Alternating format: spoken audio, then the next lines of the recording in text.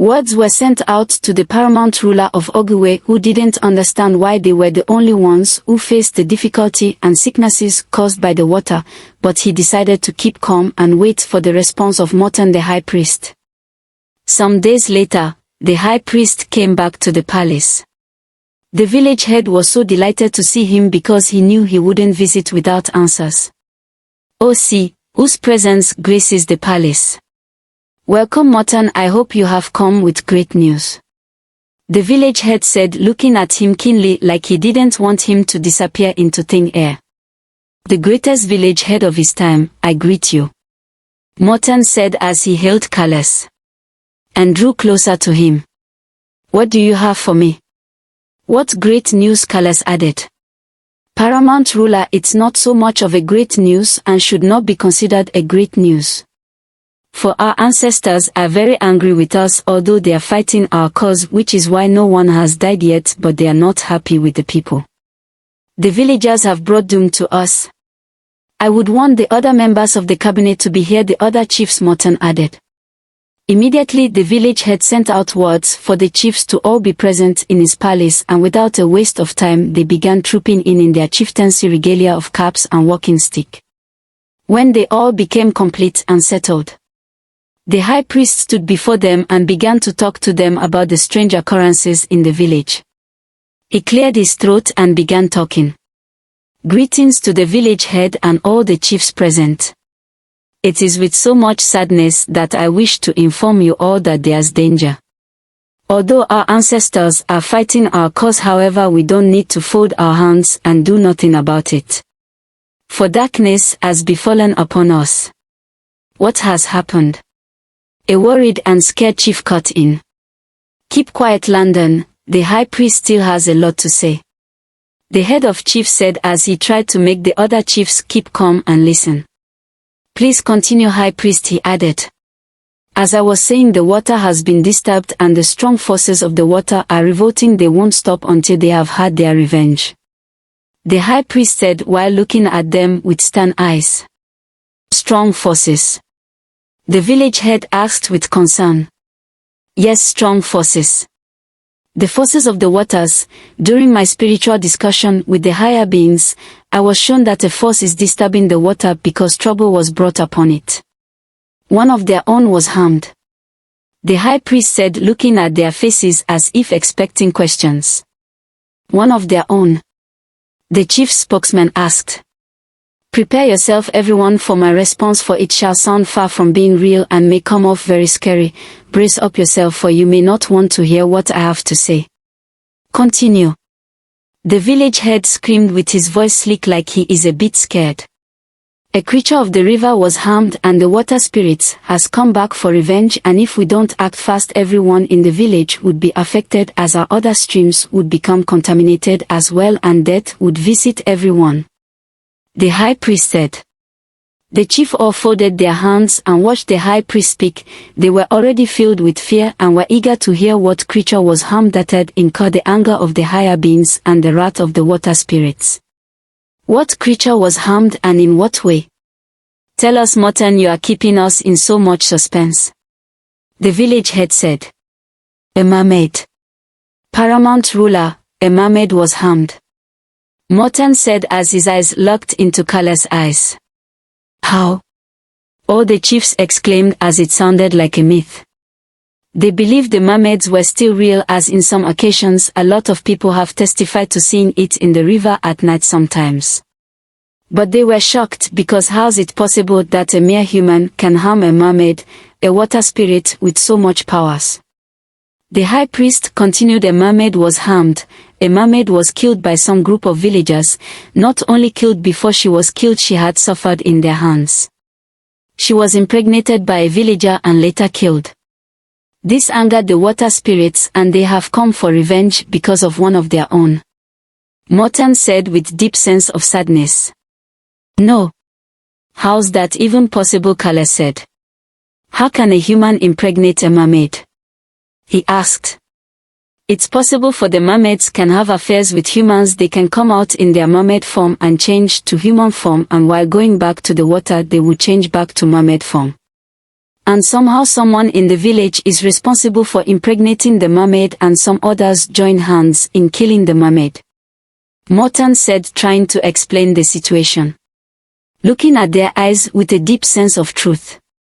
They had no choice but to believe. They were all speechless and kept murmuring and making exclamations. Oh no! Such abomination! May the gods forbid! Were all the comments the chiefs kept saying until the village head cut in. So Morton, what do we do to change this situation? What do we do to appease the water spirits? Before death visits our village, and who is responsible for this abominable act? Carlos said with anger, fear and grief. The higher beings didn't reveal that to me. It'd be revealed to a member of the council members, or to the village head, or to a random villager in the next market day, the Ogwe market, which is always once in a month. Morton said. Why? The chief spokesman asked. That's so far, another chief added. It's in the way it pleases the higher beings. I have no say. I shall take my leave now. Morton said as he looked at the village head, whose head was bowed in shame. The village head couldn't believe his ears. Such has never been heard of in the days of his fathers, so why in his reign? He was bent on finding the solution before the situation became very bad. He sent out words on the bans of going near the river and banned the eating and selling of fish in the village for the time being. Days later, the villagers gathered at the market square. They were anxious to know why a ban was placed on their means of survival, although words from the council meeting had already begun to spread. As everyone was gathered, they all murmured and looked at each other's faces as if guilt would be written on anyone's face. The whole place was bubbling with whispers. For many years the river has been the life of the people, and now with this it was as if their life was on pause. The village head came and addressed the people on the issues at hand.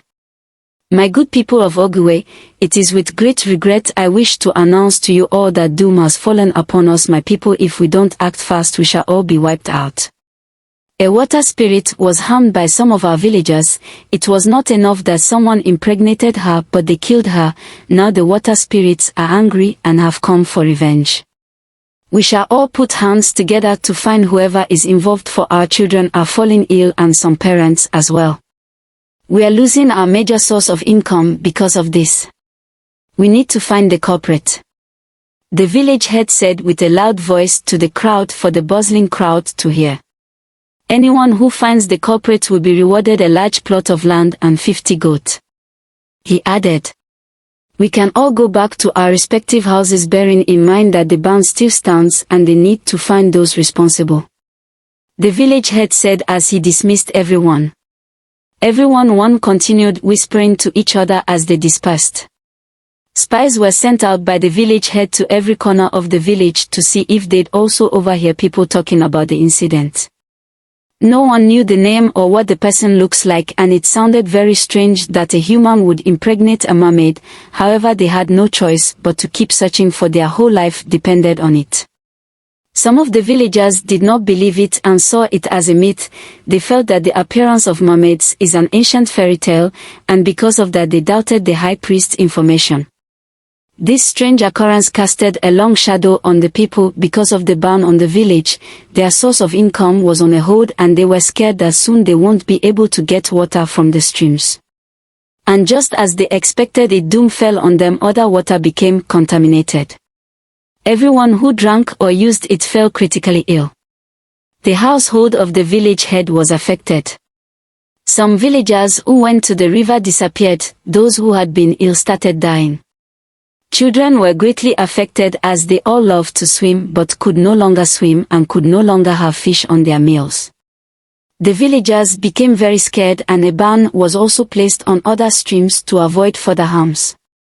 The market day wasn't getting any close, as that particular market day the high priest spoke about was once in a month. They waited patiently for the higher beings to reveal the names and the ones responsible for the situation. Rumors began to spread like wildfire. The villagers began pointing accusing fingers at each other. The youths accused the elders accused the youth. Some said it was a jealous woman who killed the mermaid, while others said it was the youth.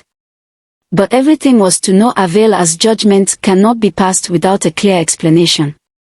Did you hear that it's the elders that are involved in the death of mermaids? Some youth whispered to each other as they walked past some elders.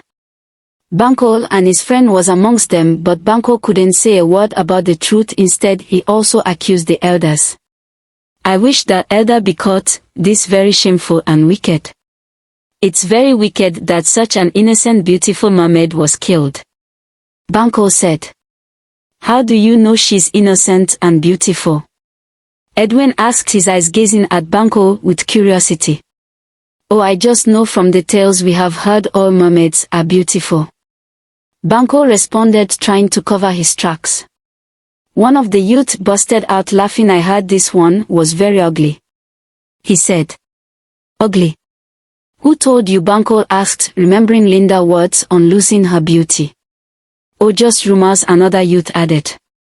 Please, let's stop talking about this. Some spies may be around and they take us away for questioning.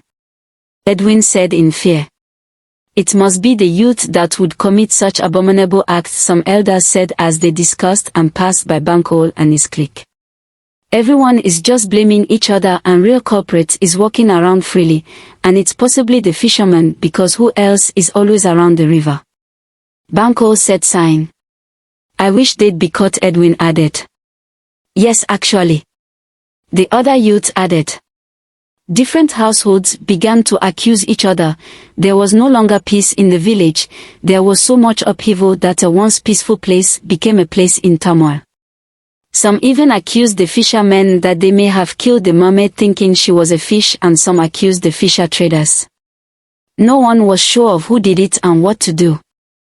On regular occasions, the village head invited the high priest to find out if the higher beings had exposed the people involved, but each time he got negative response. He became very scared because his only son was critically ill as well. In his chambers he would sit all the time thinking of who amongst his people was responsible for the evil and abominable act, but answers weren't forthcoming. His spies didn't have positive response to give. He silently wished none of his children were involved. He grew tired of the situation but couldn't give up. The weight of the whole village was on his shoulders. The village head summoned the villagers once again and promised that whoever confesses to the crime would be forgiven and spared, but it didn't make any impact. No one agreed to open up to the crime. The thought of the mermaid's death and the rat haunted him, but he had to wait patiently for the higher beings. Who could have done this? Callas thought to himself. Who? Where the high priest would find that out, he said to himself. On a fateful day, Callas entered his son's hut and he couldn't move or do anything. He invited Morten out of fear that his son would die. Welcome, Morten. I'm not pleased. What do we do? The village head asked Morten with so much fear and tears in his eyes. There's nothing we can do, paramount ruler, but wait on the higher beings. The high priest responded. No. Morten, look at my son, my only son lying almost lifeless, our ancestors no longer fighting for us. What is happening, Morten? Consult them again, disturb them. So they can provide us with the information we need. The village head responded. I wish I had powers enough to speak to them by myself. Why punish a whole village for the sins of one person or a group of villagers? He continued. Do not worry, paramount ruler, your son will be safe. It's just a matter of days and time. He won't be lying there like that forever. Just keep giving him herbs.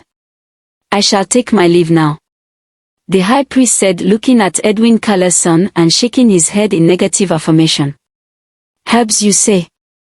My son can't die, Morten, he shouldn't. He screamed with tears dropping from his eyes and his hands on his head. The high priest left the hut with his head bowed in thoughts. He couldn't give a specific reason why the higher beings have refused to speak to him directly. Wait, Morten. A voice called from behind. It was the village head. Morten stood and turned back to look at him. What would happen to whoever impregnated the mermaid? The village head asked with concern. They shall be used to appease the water spirits. And those involved in killing the mermaid shall be made to drown in the water to cleanse the water. He responded as Nd left the palace. Days later, Callas was alone in his chambers when a madman ran into his chambers. He was shocked and wanted to drive him away, but on a second thought granted him audience. The paramount ruler himself. Our great leader. The madman hailed him. Please, what do you have to say? Speak, or I shall drive you away. The village head said dismissively. The mermaid. She. The madman stuttered. She what? The village head asked out of lack of patience. She was having an affair with the son of Ilya the widower. The madman said. Ilya. In my cabinet. What do you mean, and who has sent you here? The village head asked, confused. Yes, the cabinet member, I was sent by a higher being. The man responded. What's the name of the son? The village head asked. He is called Banco.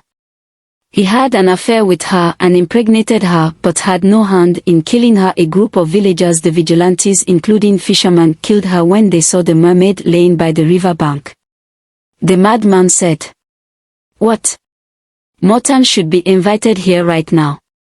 He said, and before he could turn his head the madman had disappeared. The village head ordered for the presence of all the villagers to summon them at the village square. Morton the chief priest came and all the chiefs of the cabinet. My good people of Ogwe, I am pleased to stand before you to announce to you all that our sufferings is coming to an end. The culprits have been found. The high priest would announce the execution process. The village head said with excitement in his tone. Banco. Banco. The high priest called out. Immediately Banco tried to escape, but the warriors held him. He cried and pleaded for mercy. Have pity on me. Paramount ruler, I'm a victim. That evil mermaid deceived me. See him. The village head ordered. The other culprits were seized as well, and Morton pronounced their punishment. The water spirits have asked for the head of Banco. He shall be beheaded and offered as a sacrifice, while the others involved shall be bound with chains and thrown into the river early tomorrow morning. The high priest said. Yes. Yes. The people screamed in joy that finally the plague would come to an end. Edwin and Banco's father ran to the village head to plead on Banco's behalf, but all fell on deaf ears. Paramount ruler, please pardon me. Pardon my son Banco, he said. Take my head instead, he added. Please spare my friend. Edwin begged. I'm so sorry, father. Edwin, I'm sorry, but I shall pay for my sins. I was carried away by the beauty. Let me pay for my sins so the villagers would suffer no more, Banco said in regret. My hands are tied, the water spirits have made their request, and that's final. The village head added, looking at his father with pity. The village square buzzed as everyone began to disperse in anticipation of the morning where the culprits would be executed. Some were rejoicing while others, who indirectly or directly are related to the culprits, kept weeping. Some youths murmured and were angry because Banco had joined them at different times to accuse others. Early the next morning the gong sounded and all the villagers gathered to witness the execution. The high priest performed the sacrifices and the other culprits were bounded by chains and thrown into the deep waters. The waters became pure again and those who were sick got cured and their business began bustling again. Everyone was happy. People, however, dreaded staying back at the river to avoid encountering a mermaid, as they now saw it as agent of destruction. Thank you for watching. Don't forget to like, subscribe and comment what you think about this story. Bye for now.